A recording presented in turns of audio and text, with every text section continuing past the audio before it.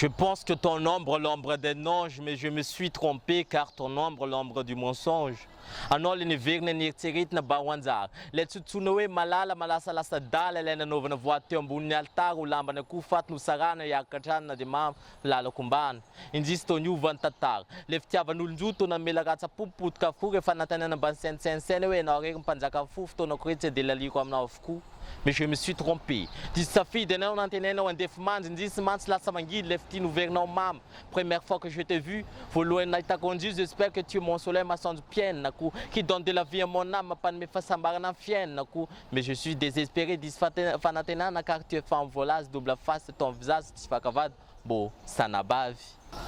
Je pense que ton ombre, l'ombre d'un ange, mais je me suis trompé car ton ombre, l'ombre du mensonge. Lendriko miramirana mamiratra fa tsy tsara. Madio ty ivelany fa maloto ao anatiny kapodiko ndraiky fa tu es femme volazy double face tsy fakavady mbo sanabavy. Sipa manitsidina kinga nefa vota fisainana. En plus n'izay mbola l'ombre du mensonge mpavandivandy. Satria vezà bandy mafimafiady mavimavy ka le anao nandao nanaraka vozongo fa zaho koa tsy kifa tozoro mitsaka. Volamena latsaka tany aty tsy maintsy mamiratra tsy maintsy mitraka. Raha olona ray tsy tia mitotokoa mba omba ao atavy ary sanatria anao mijaka irediredy hoe lasa mivazaha mivadika le ty fa ny aty koa tsisy azon-damosina ka na dia fa tositoska dia mbola andeha sisisika efa fitiavana tsy anjara aloha samy amin'ny lalany samy pitsika.